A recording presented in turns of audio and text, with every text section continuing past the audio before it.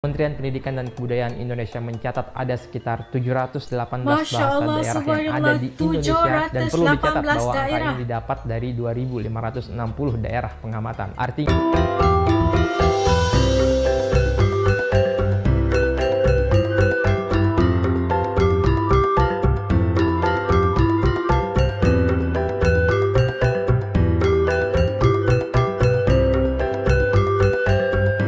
Assalamualaikum semuanya, selamat kembali ke channel ini. Kepada kalian semua yang sentiasa support dan dukung As juga channel ini, jutaan terima kasih As ucapkan. Okey, kepada yang baru pula jangan lupa bantu dengan tekan butang subscribe, kerana subscribe itu gratis aja, geng.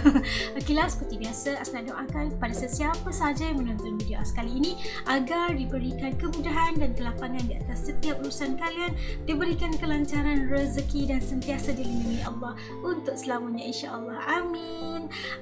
Okeylah, hari ni As nak react lagi satu video, tapi kali ini daripada channel ML Studios. Jangan lupa untuk subscribe, okey? Dengan judulnya Bagaimana Indonesia Memilih Bahasa Resminya. As tu fikir juga macam mana nak tahu? Jom ikut As react. Jom. Okey, dah siap semuanya. Yuk kita mula. Bismillah. Indonesia merupakan negara berbilang bangsa, berbilang kaum, dan berbilang bahasa. Kalau kita berbicara bahasa daerah yang ada di Indonesia, Kementerian Pendidikan dan Kebudayaan Indonesia mencatat ada sekitar 718 bahasa daerah yang ada di Indonesia, dan perlu dicatat bahwa angka ini didapat dari 2.560 daerah pengamatan. Artinya, faktanya bahasa daerah yang ada di Indonesia jauh lebih banyak daripada itu, mengingat di Indonesia ada sekitar 18.000 pulau. Pertanyaannya, dari sekian banyaknya bahasa daerah yang ada di Indonesia, mengapa bahasa Indonesia yang lahir daripada bahasa Melayu dipilih sebagai bahasa persatuan? Mengapa bukan bahasa Jawa? Kita flashback sedikit ke sejarah lahirnya bahasa Indonesia. Pada tanggal 28 Oktober 1928 atau 17 tahun sebelum Indonesia merdeka, diadakan Kongres Pemuda II. Kongres ini dihadiri oleh puluhan perwakilan golongan masyarakat dari seluruh penjuru Nusantara dengan berbagai macam latar belakang, budaya, suku, ras, golongan, dan sebagainya. Kongres ini menghasilkan sebuah gagasan penting yang menjadi pondasi persatuan Indonesia.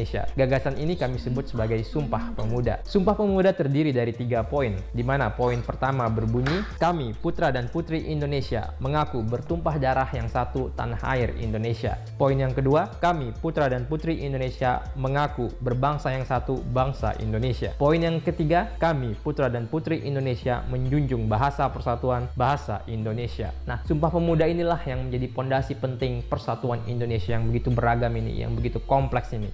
Nah, di poin yang ketiga disebutkan bahwa bahasa persatuan adalah bahasa Indonesia. Kembali ke pertanyaan di awal. Dari sekian banyaknya bahasa daerah yang ada di Indonesia, mengapa bahasa Indonesia yang lahir daripada bahasa Melayu dipilih sebagai bahasa persatuan? Mengapa bukan bahasa Jawa? Padahal bahasa Jawa pada saat itu dituturkan hampir sebagian besar penduduk Indonesia. Disinilah betapa visionernya para konseptor Sumpah Pemuda pada waktu itu ketika merumuskan pondasi penting persatuan Indonesia. Mereka bisa melihat masa depan Indonesia bahwa untuk bisa menyatukan negara Indonesia yang begitu kompleks ini, yang begitu beragam ini dari segi suku, budaya, ras, golongan, bahasa, dan sebagainya, itu tidak sesederhana memilih satu suku mayoritas sebagai identitas negara, termasuk bahasa, karena ini tidak sejalan dengan semangat persatuan. Untuk itu bahasa Jawa tidak dipilih sebagai bahasa persatuan, dan yang dipilih adalah bahasa Indonesia yang merupakan bahasa yang lahir daripada bahasa Melayu. Dan seperti yang kita ketahui, pada waktu itu selama ratusan terakhir bahasa Melayu sudah menjadi lingua franca, nggak cuma di Nusantara tapi di seluruh Asia Tenggara, di mana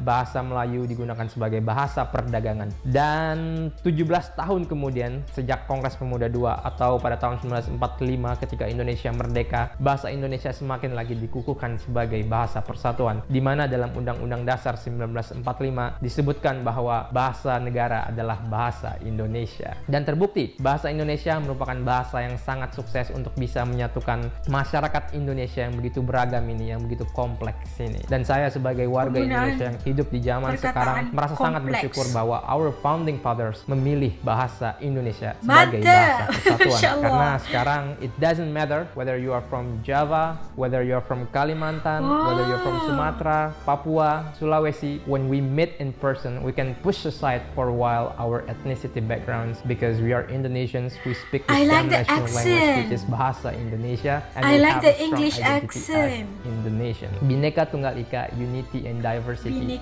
Walaupun berbeda-beda, tapi tetap satu juga. Dan gak cuma itu, saya sekarang bisa berbicara di sini di ML Studios dengan bahasa Indonesia, and you guys in Malaysia can still understand. Yes, I do understand you. Masya Allah. Terima kasih. Wassalamualaikum warahmatullahi wabarakatuh. Waalaikumsalam warahmatullahi wabarakatuh. Jadi kita dapat saksikan tadi bagaimana sebenarnya Indonesia telah memilih bahasa rasmi. Gila betul kan, bahasa Indonesia sebagai bahasa rasmi. Sedangkan di Indonesia tadi kita dengar speaker tu kata tadi Indonesia adalah sangat kompleks dengan pelbagai ragam, pelbagai ras, pelbagai bangsa, pelbagai adat budaya, bahasa terutamanya dialek dan sebagainya. Kenapa tak guna bahasa Jawa kan sebelum ni?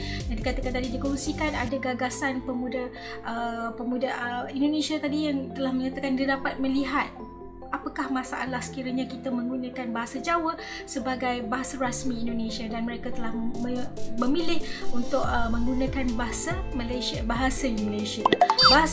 Indonesia, bahasa Indonesia yang telah diadaptasi ataupun diambil daripada asalnya bahasa Melayu yang dikenali dulu sebagai lingua franca yang digunakan dalam urusan perdagangan bukan sahaja di Nusantara tapi di seluruh Asia Tenggara sebagai bahasa rasmi. Dan betul, setuju, walaupun kita berjumpa sesiapa sahaja dalam sebuah Indonesia besar, Indonesia Raya yang sangat besar tu, mereka bisa berbahasa bahasa Indonesia dan semua orang boleh faham kan. Walaupun mereka mempunyai atau mengamalkan atau menggunakan bahasa daerah mereka masing-masing, tapi bila berjumpa mereka masih boleh berbahasa dengan satu bahasa yang boleh difahami oleh semua orang, oleh semua bangsa dari semua daerah. Masya Allah, dengan bahasa Indonesia itu absolutely sangat sebenarnya tak mudah. Ianya bermula pada zaman dulu, sebab saya rasa mereka yang telah gagasan inilah sebenarnya telah mengenal pasti apakah masalah sekiranya mereka menggunakan atau memilih satu daripada kata bahasa-bahasa daerah yang tertentu sebagai bahasa rasmi Indonesia. Masya Allah. Okeylah, sampai kat sini dulu. Suka sekali dengan video ini, kita dapat satu ilmu pengetahuan yang baru. Okey, bagaimana dengan kalian? Kita jumpa lagi insyaAllah di lain video. Yang tonton sampai habis, jutaan terima kasih. Yang baru jangan lupa bantu dengan subscribe, okay? Like, comment dan share. Assalamualaikum. Bye semuanya.